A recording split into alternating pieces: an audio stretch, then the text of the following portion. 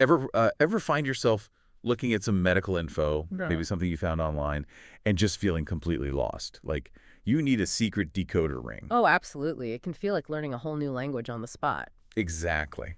So that's what we're here for in this deep dive. We want to take a topic that sounds complex and, you know, break it down, cut through the jargon. Get to the heart of it. Right. And today the topic is atrial septal defect. You might see it written as ASD. And we've got a pretty dense medical text as our source today, packed with detail, the kind of thing that's thorough, but yeah, maybe a bit much if you're just trying to get the basic picture. For sure. So our mission basically is to pull out the key stuff about ASD. Yeah. What is it? How does it impact things? What's the medical view? But keep it understandable. And there's a really interesting finding mentioned in this text, something about a recent study showing a surprisingly high number of cases in dogs. Yeah, that definitely caught my eye. We'll dig into that for sure. So where should we start? The basics. Let's do it. So the text calls ASD a congenital defect. Congenital just means, it's there from birth. Okay, present from birth. Got it. And the problem is with the interatrial septum. Think of it like the wall between the heart's two top chambers, the atria. Right. In ASD, that wall didn't quite finish forming properly, so there's an opening, a sort of communication left between those two chambers where there shouldn't be one. And do they know why this happens? The cause? Well, the text says the precise cause often isn't known, actually, but there's a strong suspicion of a genetic basis. Makes sense, given it's congenital. Right. Something in the genes influencing development. Exactly. Though, interestingly, the text also mentions a much rarer type, an acquired ASD in dogs.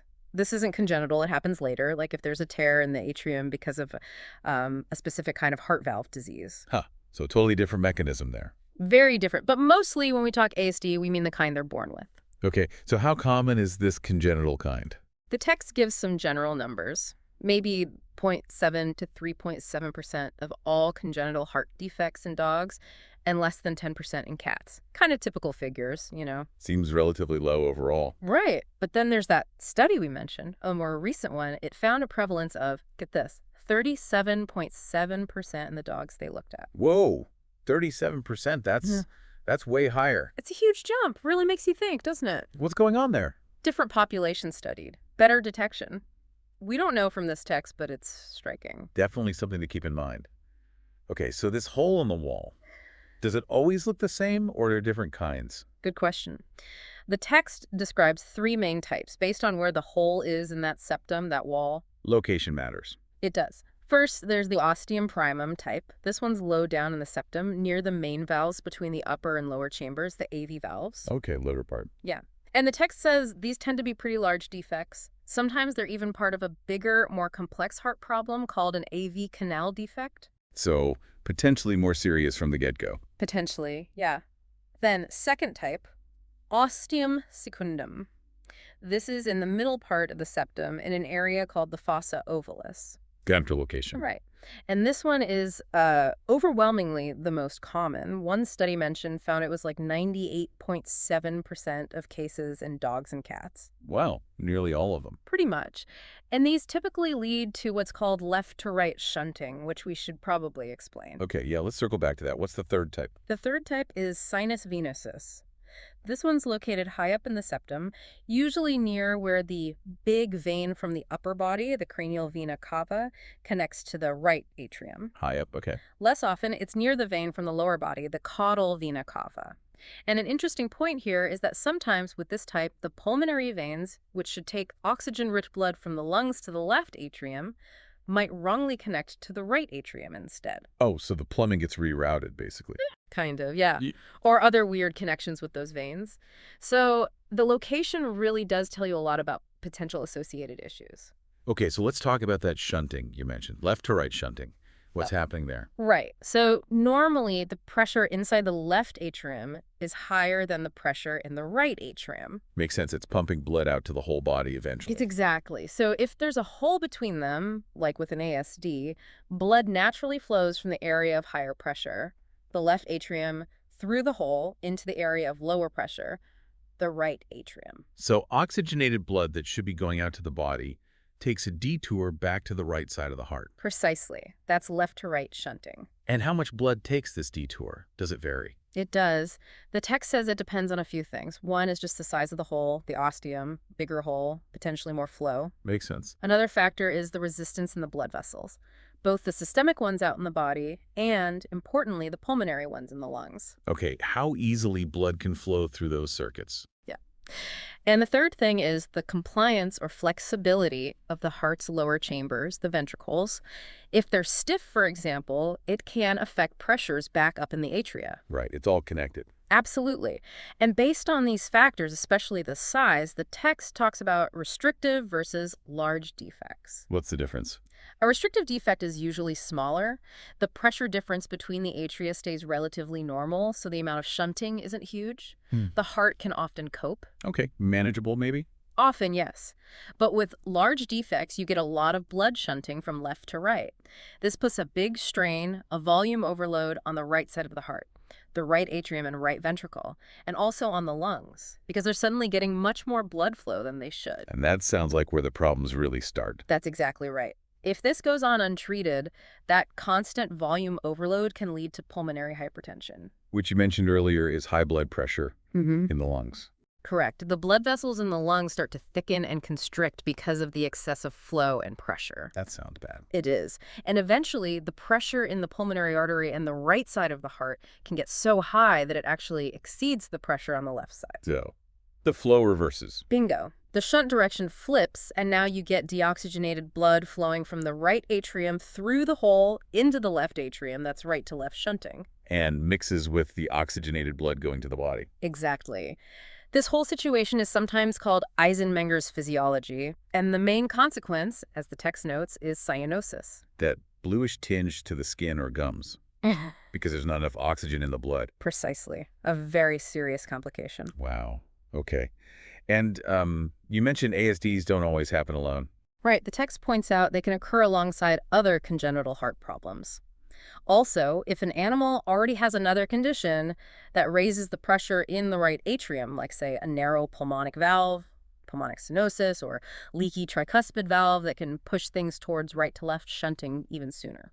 So the overall picture can be complex. Definitely. So who gets these? We talked about dogs and cats.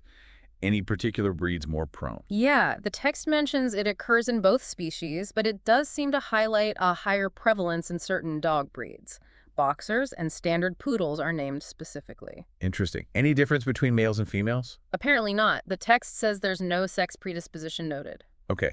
Now here's something you touched on earlier that really surprised me. You said most animals with ASD don't show any signs. It's true. That's a key point in the text.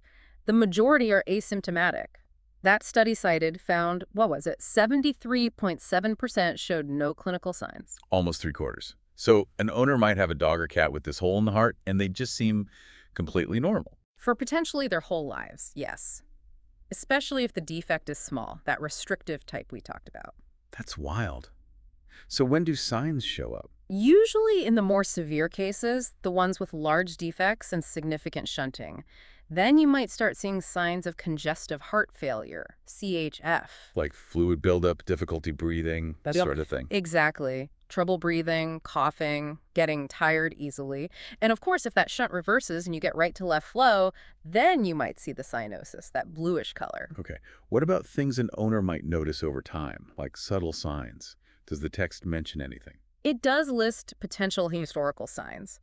Things like exercise intolerance, just not being able to keep up like they used to, fainting, which is called syncope, coughing, difficulty breathing, or dyspnea. But didn't you say those aren't specific just to ASD? Right. The text is careful to point out that these signs are often linked either to other heart problems happening at the same time, or they show up when cyanosis develops. So by themselves, they don't scream ASD. Gotcha. So it really comes down to a vet's examination then. What might they find? A really characteristic finding, the text says, is a specific type of heart murmur. It's usually a soft systolic murmur, meaning heard when the heart contracts, best heard over the pulmonic valve area on the chest. Okay. And interestingly, the murmur isn't caused by the hole itself or even a problem with the pulmonic valve. It's caused by the extra blood volume rushing through that normal pulmonic valve because of the left to right shunt. Relative pulmonic stenosis, they sometimes call it. Ah, so it's the result of the shunt causing the sound. Exactly. Less commonly, they might hear a different murmur, a diastolic one, over the tricuspid valve, again due to increased flow. And you mentioned something about heart sounds, too, a split S2. Yes, a split S2 fixed heart sound. Yeah. So S2 is the second heart sound, the dub in lub dub. It's normally made by the aortic and pulmonic valves closing around the same time. A split means you can hear those two closing sounds slightly separated. And fixed means the split doesn't change when the animal breathes in or out, which it normally would. This fixed split is a clue that there's increased blood flow on the right side, delaying the pulmonic valve closure, consistent with an ASD shunt. Fascinating how these subtle sound changes can point towards a specific problem. It really is. And of course, the vet would also look for those other signs we mentioned, cyanosis if there's right to left shunting, or signs of right-sided heart failure like a fluid-filled belly, ascites, or swollen neck veins, jugular vein distension. Okay, so suspicion is high based on the exam. How do they confirm it's definitely ASD? What tests are next? Standard blood work and urine tests are usually normal, according to the text, which makes sense. It's a structural issue mostly. Right, not an infection or organ failure initially. Exactly. The one exception might be polycythemia. That's an increased number of red blood cells. You might see that if there's chronic right-to-left shunting as the body tries to compensate for low oxygen by making more oxygen carriers. Okay, so blood tests usually normal, except maybe that. What about looking inside? Imaging. Imaging is key. Chest x-rays are often done. With small defects, the x-rays might look totally normal. Okay. But if there's a large shunt, the x-rays can be quite revealing. You might see enlargement of the right atrium and right ventricle. Maybe the main pulmonary artery looks bigger too, and the blood vessels in the lungs might look more prominent. All signs of that volume overload. So x-rays give clues, but maybe not the final answer. Often, yeah. The definitive diagnosis usually comes from echocardiography. That's an ultrasound of the heart. The echo, right? What does that show? It's really powerful. The echo can directly show the enlarged right atrium and/or right ventricle. And crucially, the vet looks for what the text calls a septal dropout. Meaning they can actually see the hole? Essentially, yes. It looks like a gap or a discontinuity in the image of that atrial wall. They have to be careful not to mistake the normal thin area, the fossa ovalis, for a hole, but experienced imagers can usually tell. And they use Doppler techniques, which show blood flow during the echo. This lets them actually see the jet of blood moving across the septum through the ASD. They can confirm if it's left to right or right to left. Wow. Visualize the shunt directly. Exactly. Plus, they can measure blood flow speed in the pulmonary artery. It'll likely be increased, and see if the main pulmonary artery trunk is dilated. Lots of confirming evidence on echo. What about an ECG? The heart rhythm tracing. Does that help? The text mentions ECGs. It says they are often normal too, especially with smaller defects. Okay. But in some cases, it might show electrical patterns suggesting the right atrium and right ventricle are enlarged. Sometimes it might pick up arrhythmias, like irregular heartbeats originating from the ventricles. So it can add supporting information, but it's usually not the primary diagnostic tool for the ASD itself. Right.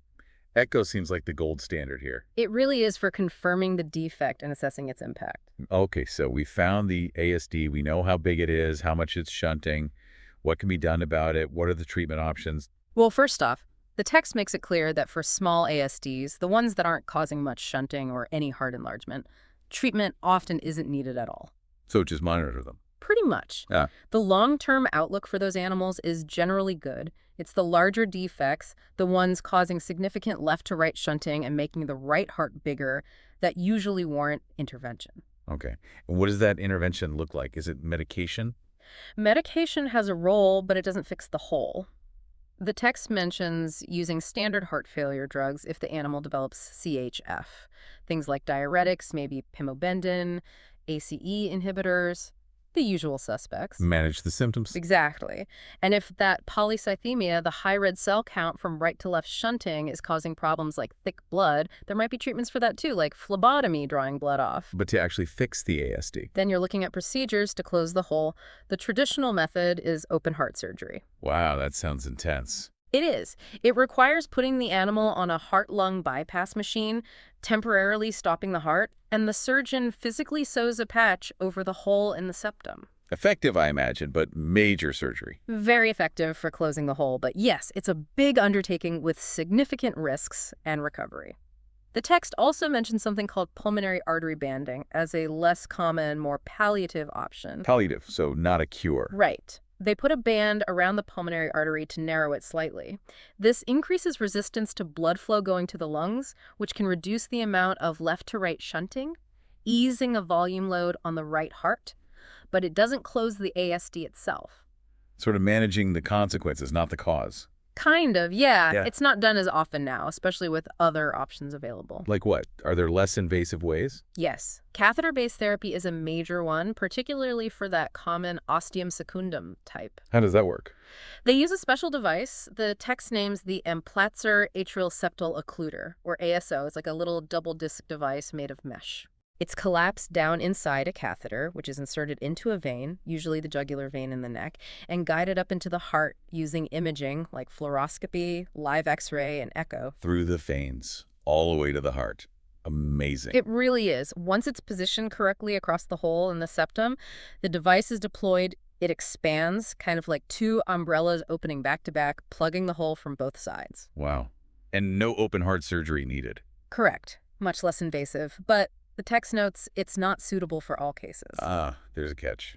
What are the requirements? You need the right type of ASD, mainly secundum. The defect size has to be appropriate for the available device sizes. Crucially, there needs to be enough solid tissue, a rim, around the hole for the device to anchor onto securely. They call it adequate ASD rim tissue. And the animal's blood vessels have to be large enough for the delivery catheter. So specific anatomical criteria have to be met. Exactly. It's not for every ASD. The text also briefly mentions a hybrid approach. Hybrid, like surgery and catheter. Sort of. It involves a small surgical incision to get access to the heart, but then they use catheter techniques to deliver the closure device, sometimes with direct visualization. Allows maybe a bit more control in tricky cases while still avoiding full bypass. Interesting combination of techniques. So lots of options depending on the specifics. What about the long run? What's the prognosis? As you'd expect, the text says it really depends on the size of the defect and if there are any other heart issues going on. Makes sense. It reiterates that those small, isolated ASDs, the restrictive ones, they're unlikely to cause problems down the line. Good prognosis. That's reassuring. But for the larger ones, the text gives a rough guideline. Defects bigger than about 12 millimeters are considered more likely to eventually cause heart failure if they aren't closed. So size really matters for long-term outcome. It seems to be a major factor, yes. Okay. So let's try and sort of wrap this up. Key takeaways from this deep dive into ASD. Well, we've seen it's a hole between the heart's top chambers, present from birth. It's congenital. It causes blood to shunt, usually left to right initially. Right, and the amount of shunting depends on the hole size and other factors. Exactly. And while many animals show no signs at all, which is still kind of amazing, Yeah, that 73% figure. larger defects can lead to serious issues like volume overload, pulmonary hypertension, and eventually even shunt reversal and cyanosis. Diagnosis really hinges on echocardiography, the heart ultrasound, to see the hole in the shunt. Definitely. And treatment ranges from just watching and waiting for small ones to closing the bigger ones either with open heart surgery or increasingly with catheter-delivered devices like the ASO, especially for that common secundum type. And we absolutely have to remember that surprisingly high incidence reported in that one recent study, 37.7% in dogs. That's a number that really makes you pause. It does. It highlights that our understanding, even of conditions we think we know well, is always evolving. This kind of detailed look is useful for vets, vet techs, breeders, owners, anyone involved with animal health. Absolutely. Which kind of leads to a final thought, maybe something for you listening to chew on. Given those really different prevalence rates we saw reported, the older, lower figures versus that much higher recent one, what kind of research might help us figure out why? What factors, maybe environmental, maybe more specific genetic links, could be contributing to ASD development in animals? Yeah. What's behind those numbers? It's a good question. Definitely leaves you thinking.